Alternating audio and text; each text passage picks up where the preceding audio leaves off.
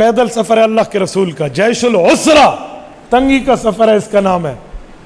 اس سفر میں رسول اللہ کے ساتھ صحابہ کرام کے لشکر گئے ہیں، سب سے زائد صحابہ کی تعداد اس میں شریک ہوئی ہے۔ اس میں جن کو اجازت نہیں تھی وہ لوگ تھے جو منافق تھے، جنہیں سعادت نہ ملی جانے کی، یا وہ خوش قسمت مسلمان تھے جو طاقت نہیں رکھتے تھے، جی چاہتا تھا شریک ہوں، طاقت نہیں رکھتے تھے۔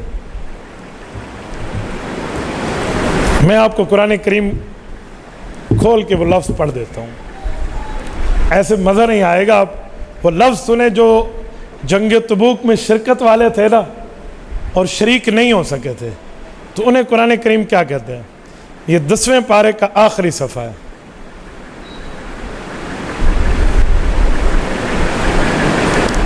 آیت نمبر 92 اور آیت نمبر 93 ہے، سورت نمبر 9 سورت توبہ ہے۔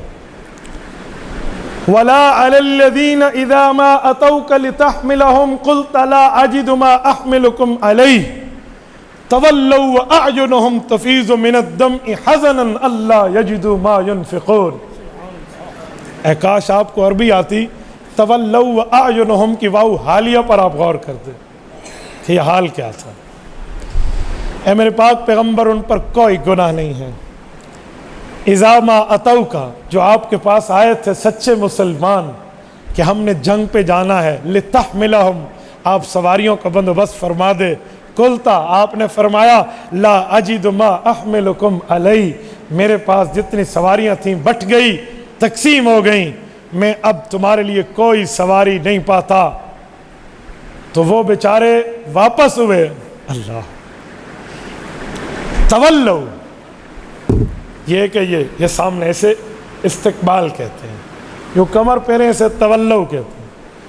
فرمایا پیارے پیغمبر، جب آپ نے فرمایا نا لا اجید ما احملکم علیہ، میرے پاس تمہیں لے جانے کی وسعت نہیں ہے، جب وہ تم سے پھرے نا، کمر پھیر کر جب واپس جانے لگے، تو آپ نے تو نہیں دیکھا، ان کی آنکھوں کے آنسو میں اللہ نے دیکھے۔ تولو، جب یہ کمر پھیر رہے تھے، وَأَعْيُنُهُمْ تَفِيضُ مِنَ الدَّمْعِ حَزَنًا، ان کی آنکھوں کا عالم یہ تھا، تفیض، تقطر نہیں ہے، تفیض ہے۔ تقطر کا معنی ہوتا ہے قطرہ قطرہ ٹپکنا، فاض یفیض کا معنی ہوتا ہے بہہ پڑنا، قطرے ٹپکائے جاتے ہیں، دریا بہتے ہیں۔ تفیض من الدمع حزنا، ان کی آنکھیں آنسو بہا رہی تھی۔ کیوں؟ کس لیے؟ حزنا، انہیں دل کو چوٹ پہنچی تھی، اللہ یجدو ما ينفقون، اے کاش آج سرمایہ ہوتا رسول اللہ پر قربان کر دو۔ تفلوا اعینہم تفیض من الدمع حزنا اللہ یجدو ما ينفقون، اے کاش آج کچھ ہوتا، محبوب کے کہنے پر اس کے قدموں پہ لٹا دیتے، ہاتھ مل کے رو رہے تھے۔ یہ وقت ہے تبوک کا، سب جا رہے تھے، یا معذور نہیں جا رہے تھے، یہ چند بندے جن کی بات میں اللہ نے توبہ قبول کی، وَعَلَى الثَّلَاثَةِ الَّذِينَ خُلِّفُوا والے۔ اس موقع پر حضور پاک کی نظر حضرت علی پر گئی، پکا پروگرام حضرت علی کا تھا، سواری کا بندوبست بھی، تلوار ذوالفقار بھی، کہ میں بھی جاؤں گا۔ اسٹیٹ سے جنگ ہے، روم کی سلطنت سے اور روم کے ہرقل سے، دو ہاتھ کریں گے اور انہیں بتاؤں گا کہ پیغمبر کے ساتھ دشمنی کسے کہتے ہیں۔ جب حضرت علی کی باری آئی، حضور پاک نے فرمایا علی آپ مسجد نبوی پر پیچھے بیٹھیے، امامت کیجیے جب تک میں باہر رہوں۔ حضور پاک کی عادت مبارکہ تھی، جب سفر پہ جاتے کسی نہ کسی کو امام بنا جاتے، اس سے پہلے خلیفہ نہ خذ کر لینا، ورنہ عبداللہ ابن مکتوم کو بھی خلیفہ اول ماننا پڑے گا، وہ بھی امامت میں آ جاتے تھے۔ وہ نیابت میں ایک وقت کے لیے فرمایا آپ یہاں رک جائیں۔ حضرت علی نے حکم تو مانا، لیکن دل کے جذبے تو چورا چور ہو گئے نا، خاموش ہو کر بیٹھ گئے۔ چند منافقوں نے بات پھیلا دی کہ علی سے حضور ناراض ہیں، ورنہ اتنے جیسے بندے کو ساتھ سفر میں نہ لے جاتے، نہیں لے گئے، ناراض ہیں۔ یہ بات کانوں کان رسول اقدس صلی اللہ علیہ وسلم تک کان مبارک میں پہنچ گئی۔ اللہ کے رسول نے حضرت علی کو بلایا، کہا علی کیوں پریشان ہو؟ یہ چند بندوں کی باتوں کی وجہ سے، یار میں تمہیں راضی کر رہا ہوں۔ اللہ اکبر، اما ترضا، اسے کہتے ہیں حدیث المنزلہ۔ علی میں تمہیں راضی کر رہا ہوں، راضی ہو جاتے ہو؟ حضرت علی عرض کرنے لگے، یا رسول اللہ آپ نے تو مجھے بچوں میں چھوڑ دیا، معذوروں میں چھوڑ دیا، یا ان منافقین کے پاس چھوڑ دیا۔ کہا علی پریشان نہ ہونا، اما ترضا، راضی ہو جا، ان تکون منی بمنزلۃ ہارون من موسیٰ۔ اللہ اکبر، اللہ نے دو بھائی نبی بنائے تھے، ایک کا نام حضرت موسیٰ، ایک کا نام حضرت ہارون ہے علیہم السلام۔ آج اللہ نے تیرا اور میرا رتبہ بھی وہ بنایا، میرا رتبہ موسیٰ علیہ السلام کی طرح، تیرا ہارون علیہ السلام کی طرح۔ جیسے حضرت موسیٰ جاتے تو حضرت ہارون کو نائب بنا جاتے، تو اب میں تمہیں نائب بنا رہا ہوں، تم میرے آتے تک نائب رہو۔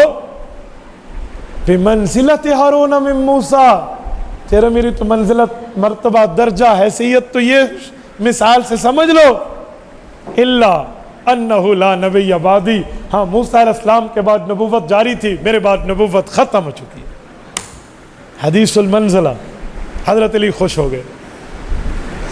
کتنی محبت ہے رسول اللہ کو حضرت علی سے۔ جب ہم یہ حدیث بیان کرتے ہیں، یار لوگ کہتے ہیں مولوی صاحب گال پوری کرو، میں نے کہا جی کر دو۔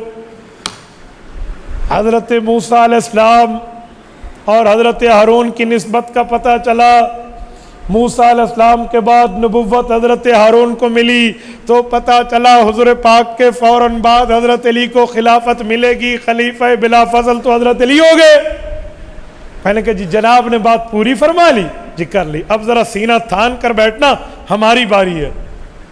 حضرت موسیٰ علیہ السلام کے بعد نبوت تو حضرت ہارون کو ملی تھی، لیکن موسیٰ علیہ السلام کے بعد خلافت حضرت ہارون کو نہیں ملی تھی۔ تیرا دعویٰ نبوت کا ہے یا خلافت کا ہے؟ اگر تیرا دعویٰ نبوت کا تو ختم نبوت کا انکار کر دے، پھر میں تجھے قادیانی کی لائن میں نہ ٹھہراؤں، مجھے دیوبندی نہ کہنا۔ اور اگر تیرا دعویٰ خلافت و امامت کا ہے تو منہ مانگی موت لے۔ حضرت ہارون حضرت موسیٰ کی زندگی میں وفات پا گئے تھے، خلافت کا مسئلہ ہی حل ہو گیا۔ یہ تو پھر ہوتا جب حضرت ہارون حضرت موسیٰ علیہ السلام کے بعد اس دھرتی پر زندہ سلامت موجود رہتے اور حضرت موسیٰ کے نائب بنتے، پھر تجھے خلافت بلا فضل کہنے کی بات بنتی۔